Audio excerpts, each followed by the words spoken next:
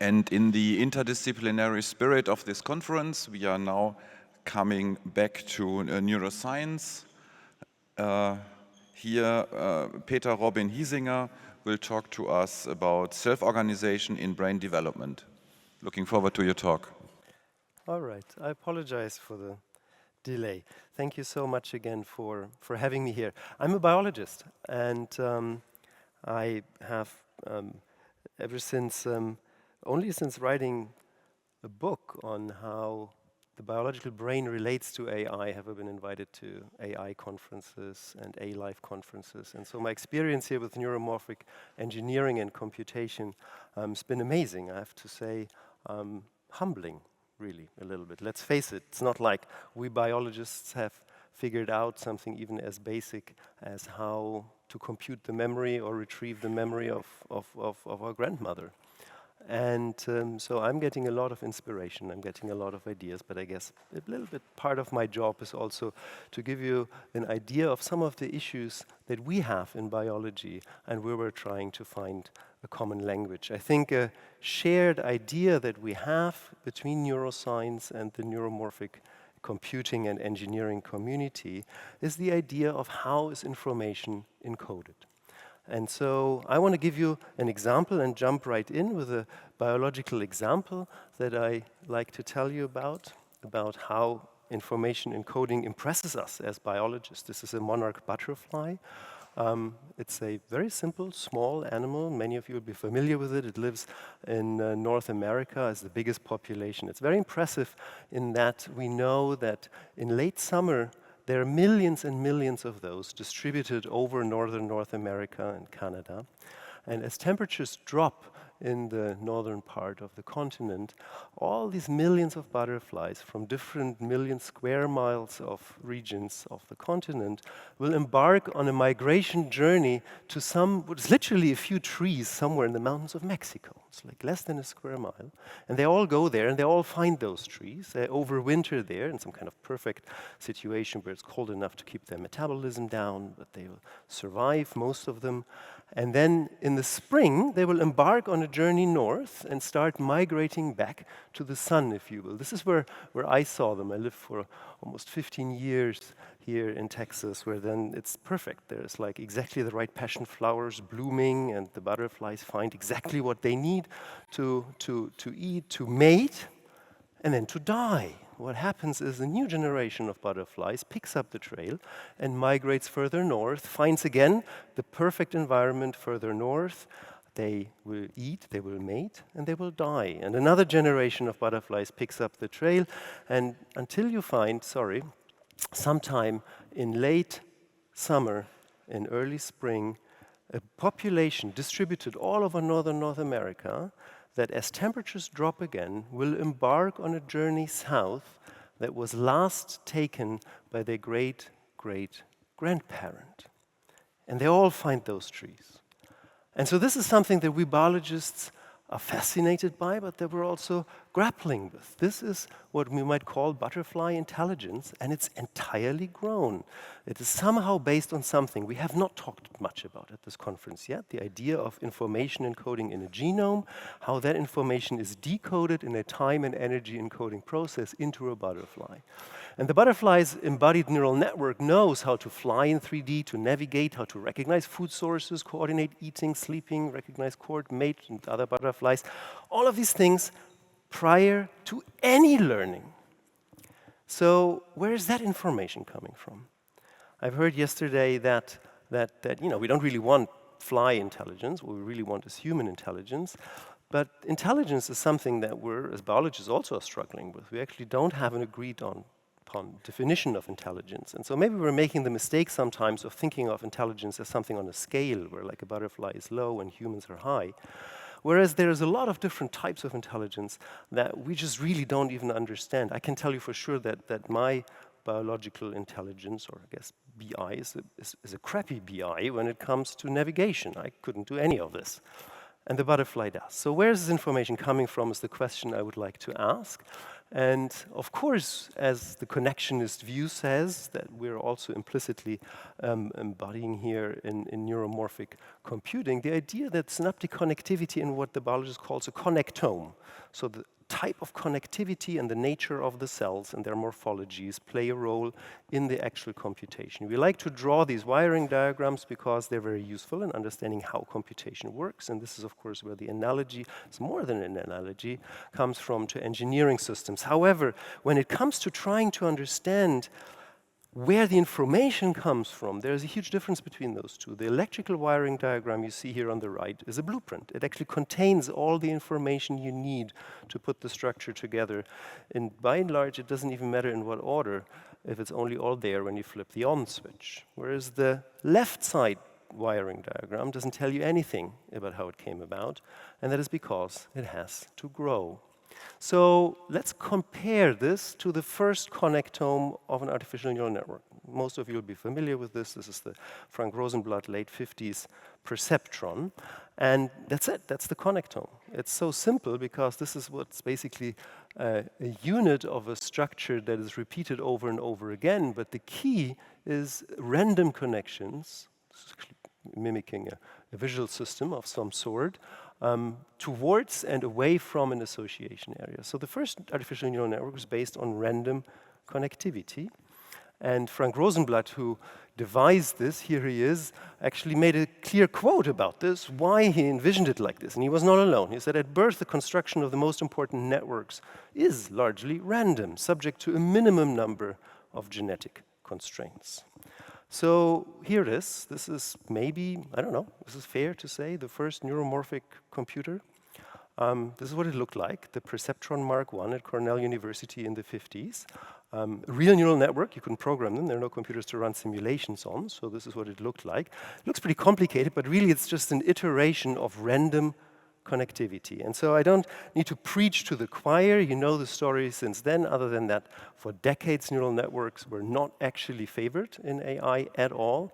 But with the deep learning revolution since about 1911, 1912, we've come from the perceptron to deeper neural networks that don't have many of the problems that perceptrons had. You know, it didn't compute XOR, and you know, many of these ideas. Deeper versions of this, and maybe versions of this that even take a page from biology, like convolutional neural networks that mimic the visual cortex, or recurrent neural networks that mimic interesting recurrent wiring features of cortical columns.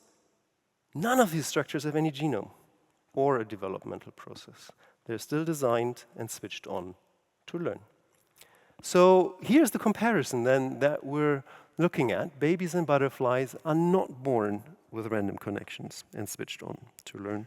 We're really looking at something that is left out of current information encoding in neural networks, including those based on neuromorphic computing and engineering. And there's, of course, an interesting parallel, though, between how information ultimately is present in the network.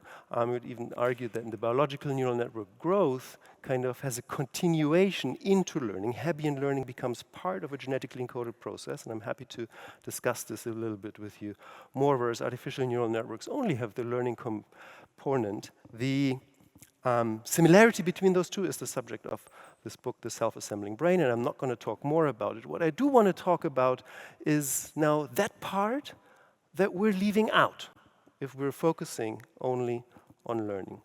And so that's the question of what does a genome really encode? And so to just state it up front, the genome contains information to grow a network. It does not contain information that describes a network. And so you may have heard these comparisons of information content, where the DNA can be, saved at 763 megabyte on your memory stick, which is really not terribly much. And then we try to compare this with the information content of brains. And so I've seen several attempts to quantify like computation in the brain in terms of spike frequencies, as well as how many synapses are there and how much information this could possibly be storing. We're actually having a much harder time in biology to really put this into bits and bytes. There is a lot of information processing going on, as we have heard, for example, in beautiful talks about dendritic computing and what's already happening at the spine and how an individual neuron does computation at the molecular level that is left out of those calculations. So I really put a question mark here. I don't know how to compare and how to quantify the amount of information really in a brain. However, I do think that the actual comparison between DNA and the brain is not a very good one in terms of information theory. Why is that? The typical way this comparison is done, I could use a brain, but for some reason information theorists like to use frog for this comparison. DNA codes for, whether it's a plant or a brain or a frog, doesn't matter. I guess there's something more intuitive about what happens when you put a frog into a mixer, which is you get frog soup. And so that's the comparison we need to make. The comparison we actually have to make is the set of molecules that make a frog. And if you take that exact set of molecules and put it into a mixer, you get maximum entropy state, a lot of microstates that are equivalent, and so it's a much more likely configuration of the exact same set of molecules, whereas the frog is just one particular and very stunning configuration of those said molecules. So somehow the role of the genome has to be to lead those molecules on the left into a much more interesting, a much more ordered, less entropic configuration in an actual frog. So how can 763 megabyte do this? Something that we're also grappling with is that you find lots of leeway presentations of information encoding in the genome versus learning, the idea of nature versus nurture, where it said that that's too little information anyway. So you got to learn, just like Frank Rosenblatt did with the perceptron when he said, there can't be that kind of information in the network to start with, so it's got to be learned. Let's start with random connectivity. So I'd like to answer this with a very, very simple little idea here, and this is, we can even ask not only how much can 763 megabyte encode in terms of a growth process, but how about 0.000004 megabyte? That's 4 byte. Many of you will be familiar with this. Here's a 4-byte rule. This is rule 110 out of Stephen Wolfram's work on one-dimensional cellular automata. And what it does is it basically sets the rule here. These are the 4 byte of information that when you start with 1 bit, a black versus a white dot, and then every row you apply this precise rule, you get this pattern. And the reason why I'm showing this to you is because in the mid-90s, Matthew Cook, together with Stephen Wolfram, showed, and there's a mathematical proof for this, that this pattern here that doesn't repeat actually will never repeat. It actually does produce all bit patterns that are thinkable, and it's therefore a universal Turing machine. This thing is Turing complete. It's actually the simplest universal Turing machine known to man. So that's interesting. So 4 byte, given enough runtime, can produce literally any math that you can think of calculating in this bit pattern. What is even more interesting to me as a biologist, with this as an example, is that there is also a part of that proof showing that the pattern cannot be calculated by any analytical means. It's an undecidability problem. It's like the halting problem. So this system is unpredictable for any purpose, meaning that the only way to find out what a bit pattern will look like in, say, row 250 down here is you need to let it grow. So this is the statement I would like to make, and I'm happy to be beaten up for it. There is no limit to how much information the genome can encode in neural networks, even prior to any learning, given enough time and energy for a process I'd like to call algorithmic growth. So how does the genome do it? Genome is not a blueprint. We figured that one out already. It contains somehow information to grow a structure. What's worse, genome is also not a recipe.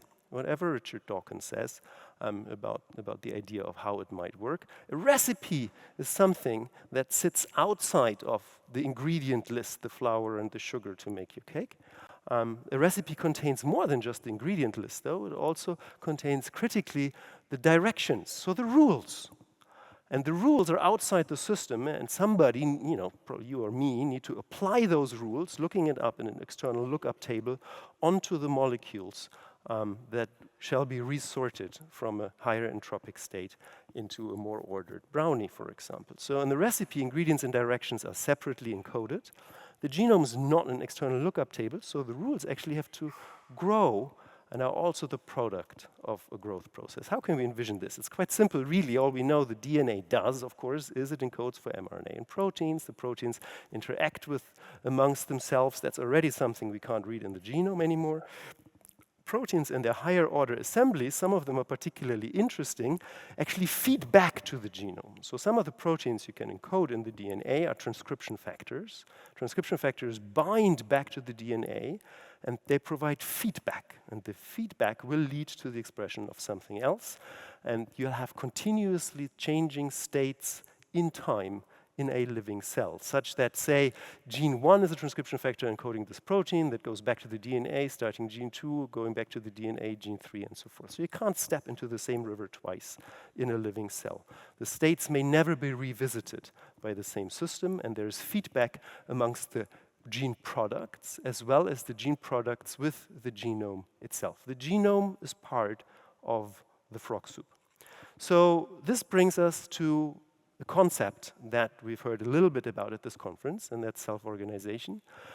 Just like there are no outside set of rules for Bernard roles in convection, the rules come about through the interaction of the components themselves and as formalized by Prigogine. I'll not go further into details of self-organization. I'm very happy to discuss. I want to give you rather an example of this, how we think we can apply this kind of conceptual framework to what we see in information encoding in neural networks in biology. So the genome and the rules are not external lookup tables. They don't kind of say from the outside what to do with or how to sort the gene products to create the states of the cells. The gene products and their higher order assemblies create their own rules in interaction with themselves and the genome that encodes them. So how do feedback and self-organization encode information through growth? This is where I want to give you my favorite example of an instance of what we now call the brain wiring problem. And this is actually a fly brain. This is what it looks like, with maybe 200,000 neurons. Graciously, it was introduced that flies have some abilities at least. They can navigate and they escape when you try to hit them with a fly swatter. This is basically all the stuff between the eyes. There is an eye here on the left, there is an eye on the right, and this thing here is a brain in the middle. I'm going to show you only a very, very small and arguably one of the most iterative and simplest part of that brain to understand how information is encoded in the wiring diagram of this thing. This is the structure here. This is a visual map. It looks beautifully pixelated. I can flatten this out here. And you see an iteration of units. And these units always have 6 input cables, and there are 800s of them. These are actually pixels. So this is doing the same thing as your visual map does in your visual cortex. You're mapping neighboring points in space as neighboring synaptic ensembles in the brain. The fly has a crappy visual map in terms of resolutions, at least spatial resolution. It's only 40 by 20, so like 80 pixels. Each one of those pixels is constitutes of like 6 input cables, I said. In electron microscopy, they look like this. Then here are the spines, by the way, between these presynaptic input cables, and they make contact to the target cells, the green cells here, that we also call L cells for the structure therein. The reason why this is actually quite an interesting phenomenon and interesting in terms of brain wiring, and has actually been the subject of, like, say, the Max Planck Institute for Cybernetics in Tübingen in the 60s and 70s. They really went to town on this problem, is because it's called neural superposition, a problem that, where is this slide? Here. That is actually requiring a rewiring of the entire system. In order to map neighboring points in space as neighboring points in the brain, we need to do the following. Each one of the individual little eyes, you know, the flies have like these compound eyes, there are like 800 of them, but each one of them has an input sensor that looks at a different point in space. So the orange one in this eye looks at a different point in space than the magenta, yellow, red, green, and blue. But The magenta one in the neighboring eye looks at the same point in space. The yellow one here looks at the same point in space, and so forth. So at the level of the brain, if only you put the right cables together, everything is fine.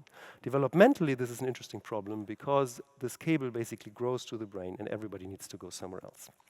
We do know now that this happens in a temporary structure in the brain that only exists for 15 hours.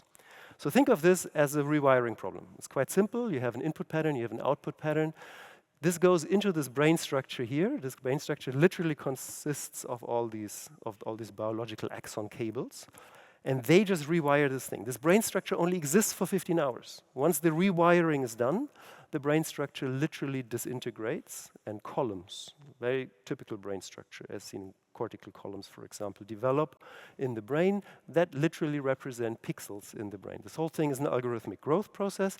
I brought you a little visualization of this, what happens during development of this one simple rewiring problem of an input to an output pattern in the simple brain of a little Drosophila fly. So here is this cable coming from a single eye. They're all looking at different points in space, remember. This is this temporary brain structure. The green blobs here are the target cells. And we're now looking at the input pattern as what I call heels. And I call it heels because within that temporary brain structure, you see everybody grows to a different target region. So not a single one of these 6 times 800, so 4,800 axonal cables in 15 hours of rewiring stay where they are. Now, if we follow just one of these cables, this guy here, to this target region, then you'll see that the other ones that have to grow towards that target region all must come from different bundles. So they develop what we call a front away from this heel structure in this temporary brain region. And all of this is a genetically encoded process. The genome, in feedback with its own products, leads the system to have these properties at that time during development to create a situation where the fronts of these particular input cables now can grow underneath the structure and build the columns that are the final thing that we see in the brain, because this thing here just disintegrates. So this is what this looks like in a real fly. This is a laser to photon live imaging data set from an intact fly that actually survives the experiment. One eye is here, the other eye would be somewhere there. We can now look with submicron resolution at the actual individual cables as they're rewiring the fly brain. So this is something we developed a few years back. And so you can get an appreciation in this 4-dimensional data set, if you will, of the beauty of this eye of the animal. You see in a sparse labeling trick individual cables that we can now fly along into the brain. And now inside the brain, we can do some segmentation. We take only those terminals of those cables out, the axon growth cones, and you can play the same data set again, only the dance of the rewiring. So this is less than 1% labeled. If you do all 5,000, you just don't see anything anymore. And you see how they're all changing shapes, how they're elongating from their heel structures to their fronts. We see which ones are what types at the end point of this, and so you can follow the cables back to the eye. You know exactly what the individual cell types are, so we can assign those, and then you can play the exact same movie yet again with knowledge of what these structures are backwards and get an idea of, these are the stochastically encoded dynamics of individual protrusions of these cables. We call them philopodia that are probing the environment in a process that is poorly understood. Okay, so this is the riddle. How do you encode this genetically? The classic approach for biologists would be to look for gene products that help you say, how does, for example, this guy find this target? The riddle is, of course, that that target has to be repulsive for this guy going here, while it will be attractive for this, and this has not been easy to solve. So Egem and Agi, who I just showed you as a postdoc in the lab, who approached this by asking what happens if I kill those target cells. So again, this is a living fly. The flies actually survived the experiment from a 2-photon microscope data set over those time period. The green cells are all the target cells. The glow color map is just this one type of cable that is growing horizontally. This is this temporal brain structure. This is what it looks like during those 15 hours. And we can zoom into the structure and literally observe the development of what is happening inside the brain. And you see how all these guys here are going to the right, and the green cells are the ones that they will eventually have to make target connections with. And at a time point that now becomes important, 35% of whatever pupil development in this case, they're already quite far. Here's the same thing in a ablation experiment where there are entire regions, like here, where there's simply no target cells. And if you do that, then the target cells actually have a problem. They start fusing. They produce quite a mess. If you look at only the cables doing what they're doing, there's no problem whatsoever. They have no problem in projecting to the right way. They're actually not listening at in the background, collapsing grid of targets. So they are perfectly fine in doing whatever they're doing by themselves. Now, this is interesting because whatever the genome encodes in this process is not simply putting cables together. The notion that you need pre- and post-synaptic definitions for the wiring diagram is not what is happening here. Somehow, the growth cones, the 5,000 of them, are doing it by themselves. And so this is what this looks like in the biological structure. I'm going a little bit faster to stay on time. The biological structure is quite beautiful with all the target cells or without, and the sorting plane is still beautifully patterned. So we know that the 4,800 cables form what we call a sorting plane, that they simultaneously generate and navigate. And so now we can look at the actual, dynamics of these genetically encoded structures that constitute the sorting plane and ask what do they do during those 15 hours that the structure exists. And here again you see the dynamics of what there is. I mean, each one of those growth cones is searching for something, but the only thing that can guide them are other growth cones doing the same thing. So if we put this together, here is a depiction over a 1 hour period for one of these growth cones, and you see all these filopodial protrusions in this resorting. Here's the target, and this is the red dot that's supposed to go to the target, and you see the filopodia don't actually sense the target. I'm going to go through the biology now quite quickly to not bore you with the details of the study. This is published, but they're actually never changing length. They're never changing the distance from the target. They're overlapping with 20 to 30 others. So there's really no specificity in their interaction whatsoever. So what the genome encodes here are not specific interactions. We can calculate this with an entropy score that basically says there's a maximum entropy of what these filopodia are randomly doing. What they clearly are doing is they're keeping the structure glued together in a meshwork. So this is the meshwork with and without target cells, and it's intact. Now, think about an interesting problem. Once your neuromorphic structures are not just pictures or static morph, but they're dynamic morphs. So the moment we are rewiring an input into an output pattern, we need to basically have everybody on the move in a structure where you want to create a new pattern, a new wiring diagram, while keeping the whole structure together. You can't do this with like Patex that really has everybody in place, because everybody is moving in the structure. So the trick then for the vectors is that this is where the growth needs to go. This is the target, and so it turns out the average vector of all these filopodia helps you actually do this, and this is quantified here. So this is why this is self-organization. The filopodia simultaneously generate and navigate a self-organizing, dynamically stable meshwork, and the growth confronts slowly follow the weighted vector averages. This is supremely non-intuitive. So what we did is we took all the measured data and we built a precise model together with the help of two mathematicians, Eric Greifenstein and Max von Kleist.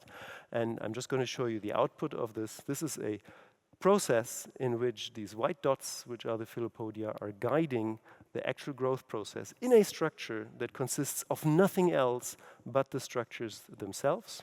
And it leads to the wiring pattern, as you see in this example. So this is not just a graphic representation, this is a true stochastic dynamic simulation of the entire process that leads to a rewiring of the simple part of a simple brain of a fly. Now, None of these growth cones, none of these filopodia know what they're doing. They have no idea what a target is. They have no idea what their filopodia are good for. And they have no idea that what's going to come out of this is a wiring diagram that some scientists now call neural superposition.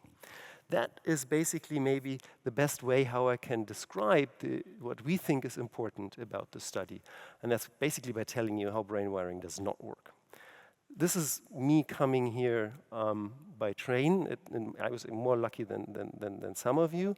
And it works, when it works, because there is a railway system that's in place, whether I go on it or not. There is a map that I can look up, whether I want to come to Aachen or not. And as I'm going on this journey, I'm doing something that these neurons I just told you are not doing. They don't have a map. They don't even know where they're going. They're going through a time series of steps where at any given point in time, they just happen to do, genetically encoded, the right thing for the next step to bring them closer to what in the end we call a goal, and we call, for example, neural superposition. It's actually worse than this. At the beginning of the journey, if this were an example for brain wiring of any of our cables that need to wire the brain, Aachen does not actually yet exist because the rest of the brain is developing as well.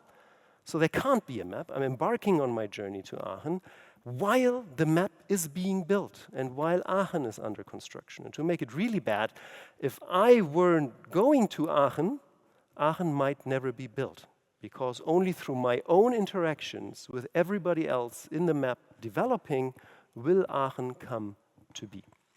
So this is the idea in sum then of self-organization. I've presented to you the difference between biological and artificial neural networks, and I've not talked much about how the time and energy consuming algorithmic processes, even of learning, are not completely dissimilar to growth though.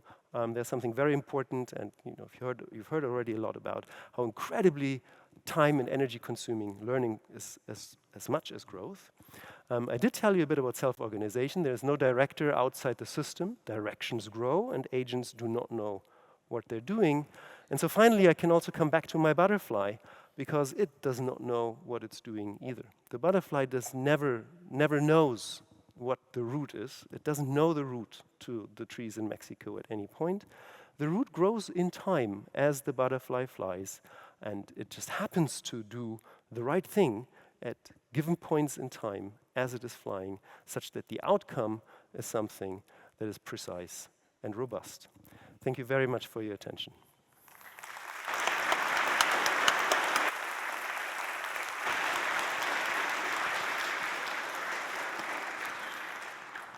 Thank you very much, Peter, for the fascinating talk. Do we have questions?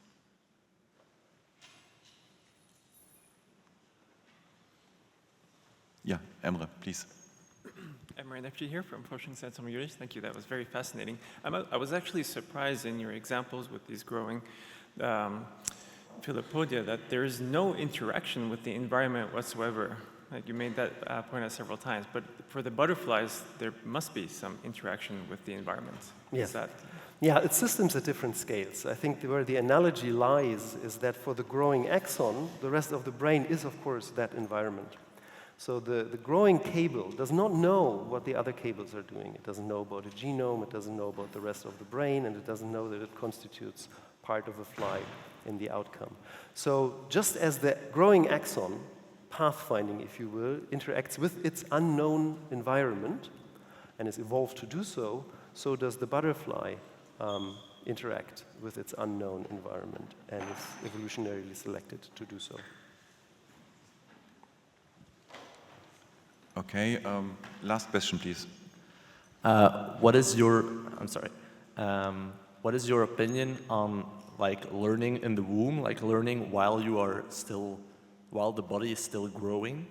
It happens. It's so the most famous example of cells that fire together, wire together during brain development comes from studies some 30 years ago, where it has been shown that in the ferret retina, retinal ganglion cells in the retina start firing in waves already before the sensory cells are even there. So there cannot be any sensory input. It has to be a purely genetically encoded process, and yet those stochastic waves use Hebbian learning to wire in the deeper regions of the brain. So this is why there is a continuity between the genetically encoded processes that are prior to neuronal activity, via neuronal activity, including Hebbian learning, into using Hebbian learning in interaction with the actual environment as we know it from actual learning. And there's no point that we as biologists can pinpoint where we can say, this is where development stops and this is where function starts. That point from our perspective has to be just something we decide on, but it doesn't really exist in biology. Okay, very interesting. Thank you.